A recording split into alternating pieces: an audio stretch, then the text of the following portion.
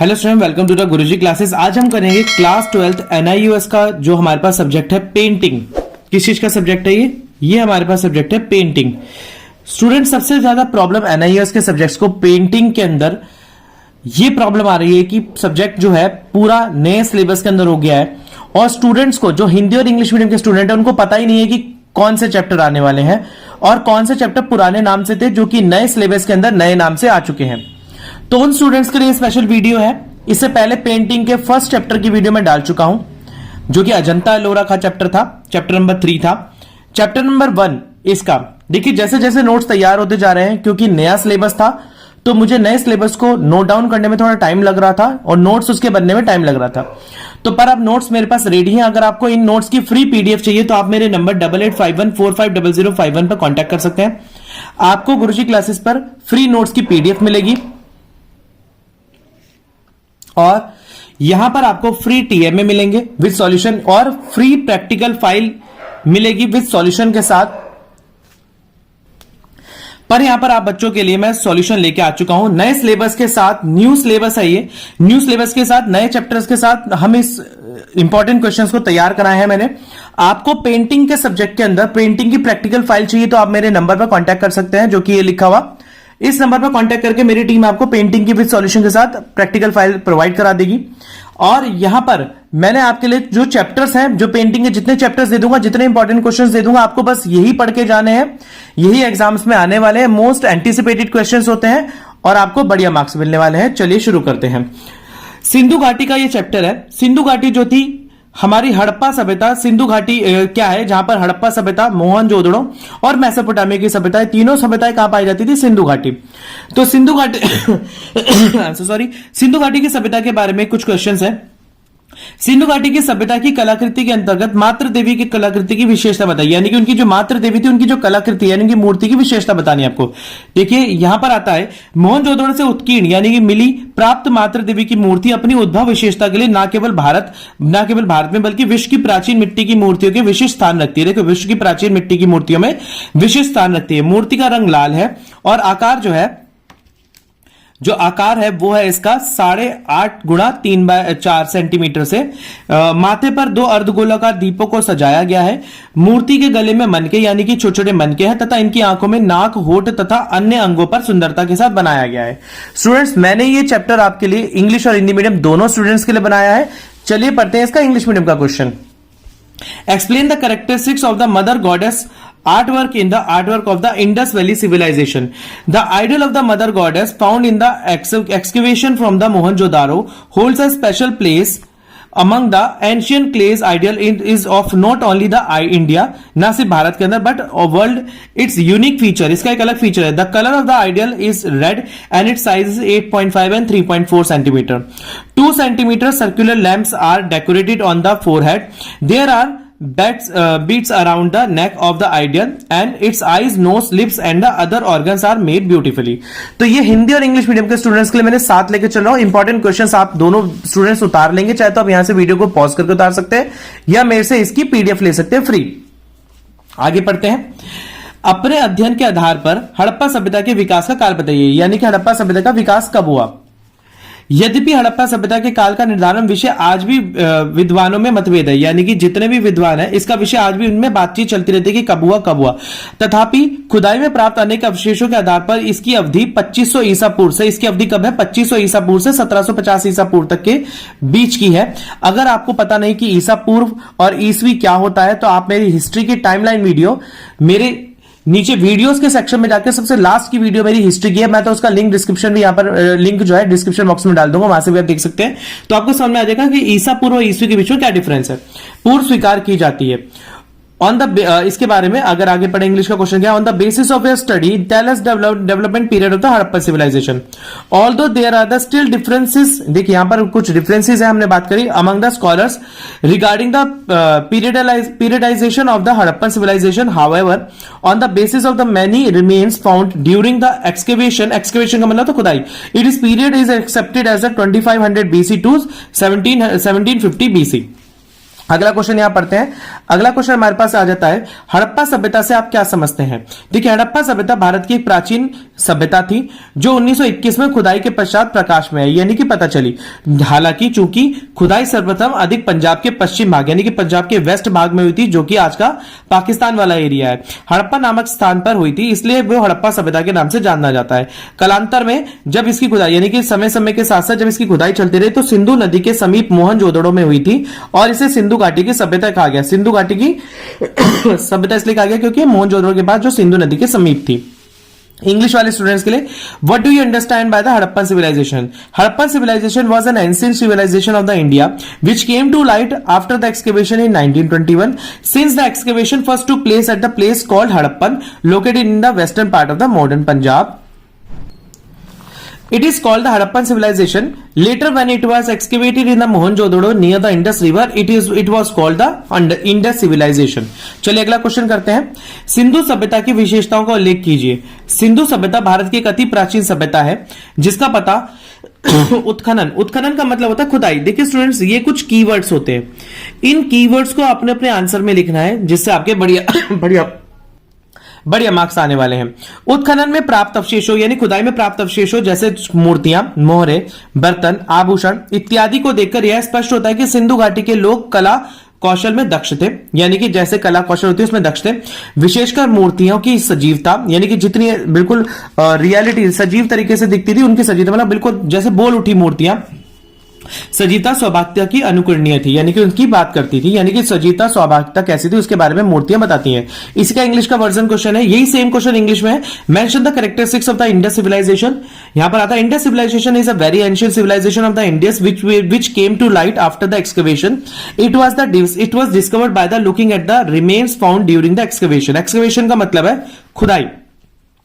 Such as the statues, seals and utensils. Utensils का मतलब बर्तन होता है, सील का मतलब मोहरे होता है, ऑर्नामेंट्स का मतलब आभूषण होता है, स्टैचूज का मतलब मूर्तियां होता है.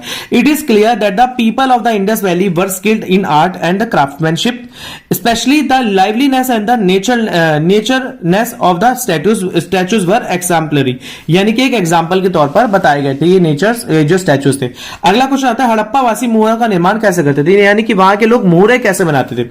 हड़प्पा वासी सिलखड़ी जो एक प्रकार का कोमल पत्थर होता था की सभ्यता से मोहरों का निर्माण करते थे. देखिए सिलखड़ी की सभ्यता सिलखड़ी थी कि एक प्रकार का पत्थर होता था, उसकी सहायता से मोहरों का निर्माण करते थे. वे इन मोहरों पर अनेक प्रकार के पशुओं का चित्र अंकित करते थे. ये चित्र सुंदर होने के साथ साथ इस अवधि को कला का सराहनीय उदाहरण थे. ये चित्र सुंदर होते थे और एक सराहनीय उदाहरण मतलब एक तरह का अच्छा एग्जाम्पल्स थे. अगला क्वेश्चन यहां पर इसी का इंग्लिश पार्ट आ जाता है. यहां पर How did the Harappans make the seal? Harappan used to make seals with the help of the alabaster, मतलब देखिए which was a kind of the soft stone. They used to draw the pictures of the many types of the animal on these seals.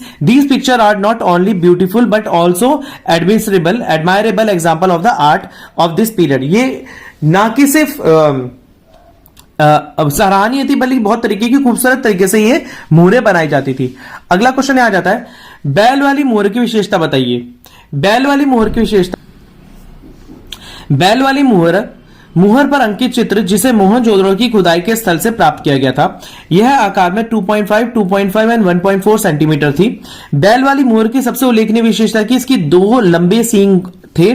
आगे के दोनों पैरों के मध्य में मुंह तक लटकती चादर तथा शरीर पर न अन्य भागों पर सजीवता से किया गया चित्रण, यानी कि शरीर और अन्य भागों तो बिल्कुल ऐसे चित्रण करा गया था कि जैसे अभी सजीव हो जाएगा, अभी जिंदा हो जाएगा. अगला क्वेश्चन आता है, specially explain the speciality of the bull seal. ये इसी का इंग्लिश पार्ट है. The bull seal is a picture of the imprinting on the seal which has been found from the excavation site of the Mohenjo-daro. It is 2.5, 2.5 and 1.4 in the size. The most notable feature of the bull seal is its two long horns. The horn का मतलब सींग होता है. This sheet of the hanging from the middle of the front two legs. उसकी एक चादर बीच में थी and the to the mouth, मुंह के अंदर उसकी एक चादर जो थी, लटकती चादर थी. The lifelike depiction of the body of the other parts, यानी कि एकदम जिंदा हो जाने वाले, सजीव दिखने वाले बिल्कुल चित्रण किया हुआ था. अगला क्वेश्चन यहां पर आ जाता है, सिंधु घाटी की सभ्यता की कलाकृति के अंतर्गत चित्रित रंगीन बर्तन पर एक संक्षिप्त टिप्पणी लिखिए। देखिए जो रंगीन बर्तन है, सिंधु घाटी की सभ्यता में शिल्पकारों द्वारा विभिन्न सामग्रियों को रखने के उद्देश्य से अनेक डिजाइन के बर्तन बनाए गए जाते थे। उदाहरण के लिए पुस्तक में दिए गए चित्रित रंगीन बर्तनों को देखा जा सकता है जिस पर चित्रकारी और पॉलिश उच्च कोटि की, यानी कि उच्च कोटि की पॉलिश और चित्रकारी की गई थी। इसके अतिरिक्त जार की उल्लेखनीय विशेषता और पेट बड़ा, यानी कि जार का जो बीच का पोर्शन होता है बड़ा और गर्दन छोटी होती थी। इसके अलावा जार की ऊंचाई 3/4 रेशो में होती थी तथा उत्कीर्ण स्थल होता था। इसको आपको याद कर लेना है। जब आप इसको आंसर को लिखें तो आपको इसको याद करके लिखना है।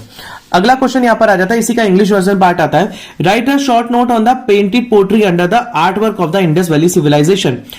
In the Indus Valley civilization, craftsmen made many design pots for the purposes of the storing values materials. For example, one can see the painted colony pots given in the book on which painting and polishing have been done. जो polish करी जाती थी of high quality. Apart from this, the notable feature of the jar is the belly is the large and the neck is small. No, neck थी वो छोटी थी. The height of the jar is 21 3/4 and the engraved place at the Harappa, मतलब कि जो हमें हड़प्पा से मिली थी। चलिए इस का अगला क्वेश्चन करते हैं यहां पर। सिंधु घाटी में प्राप्त आभूषण से क्या संकेत मिलता है? सिंधु घाटी की खुदाई में जो प्राप्त विभिन्न प्रकार के आभूषण है, यह स्पष्ट संकेत मिलता है कि सिंधु सभ्यता के लोग आभूषण प्रेमी थे, क्योंकि तत्कालीन आभूषण उत्कीर्ण नमूने यह दर्शाते थे कि हड़प्पा समाज के, यानी कि उस टाइम के आभूषण ये बताते थे कि हड़प्पा समाज में आभूषण बनाने की कला पूर्ण रूप से विकसित थी, यानी कि पूर्ण रूप से थी। स्त्री और पुरुष दोनों ही आभूषण पहनना पसंद करते थे। इसको इंग्लिश वर्जन में अगर मैं बोलूं तो यहां पर what do the jewellery found in the Indus valley indicate various things found in the excavation of the Indus घाट jewellery clearly indicate that the people of the Indus civilisation were jewellery lovers because the excellent specimen of the jewellery of that time show that the art of the jewellery making was fully developed in the Harappan society, यानी कि Harappan society में fully तरीके से develop थी। Both man and women like to wear the jewellery, दोनों ही jewellery को पहनना पसंद करते थे। क्वेश्चन नंबर 9 मेरे पास आता है, सिंधु घाटी की कलाकृति के अंतर्गत जिस आभूषण का उल्लेख किया गया है उसका विवरण दीजिए। देखिए कौन कौन सा आभूषण का उल्लेख किया गया है उसका विवरण देना आपको। सिंधु घाटी की कलाकृति के अंतर्गत आभूषण के रूप में गले में हार के विषय में उल्लेख किया गया है। हार मोहनजोदड़ो से प्राप्त किया गया था तथा हार की बनावट 30 बीज, 6 बड़े बेलनाकार बीज और 3 लॉकेट जॉक मजबूत डोरी में बांधे गए थे और हार हरे रंग के पत्थर से बना हुआ था। तो एक मेन तरीके का एक नेकलेस है। इसी का इंग्लिश वर्जन का क्वेश्चन क्या है यहां पर, give the detail of the jewelry mentioned under the artwork of the Indus Valley. In the artwork of the Indus Valley, there is a mention of a necklace as a piece of the jewelry. The necklace has been obtained from the Mohenjo-daro, and the design of the necklace is 30 seeds, 6 big cylindrical seeds, and 3 lockets which are put in a strong string. The necklace is made of the green stone. जो necklace था green stone से बना हुआ था। चलिए बात करते हैं अगले क्वेश्चन की। ये लास्ट क्वेश्चन है इस वाले चैप्टर का, और इसके अलावा आप कुछ छोटे छोटे एक एक नंबर के क्वेश्चंस कर सकते हैं जो कि आप चैप्टर में पढ़ के भी देख सकते हैं, और उसकी भी पीडीएफ में आपको प्रोवाइड करा दूंगा। आप मेरे नंबर जो कि यहां पर लिखा हुआ है 8851450051 पर कॉन्टैक्ट कर सकते हैं। जो शॉर्ट क्वेश्चन आंसर है, यानी कि एक एक वर्ड एक एक लाइन के जो क्वेश्चन है वो भी मैं आपको पीडीएफ प्रोवाइड कर दूंगा। मेरा मेन मकसद था लॉन्ग क्वेश्चन के साथ साथ आपको पूरा चैप्टर समझा देना, जो कि यहां पर कंप्लीट होने वाला है। सिंधु घाटी की सभ्यता की कला के अंतर्गत वर्णित कलाकृतियों का नाम लिखे, यानी कि किस किस तरीके की कलाकृति थी। एक था मातृ देवी, एक था बैल वाली मुहर, एक था चित्रित बर्तन और एक है आभूषण। देखिए ये सारे जो हमें मिले हैं सिंधु घाटी की सभ्यता से। Write the name of the art craft describe under the art of the Indus valley civilisation. हमारे पास क्या क्या मिला इंडस वैली सिविलाइजेशन से? Mother goddess, bull seal, painted vessels and jewellery. तो इस तरीके से ये चैप्टर स्टूडेंट्स मेरा खत्म हो चुका है। पेंटिंग का क्लास 12 का ये चैप्टर था। इससे पहले का चैप्टर नंबर 3 में ऑलरेडी डाल चुका हूं।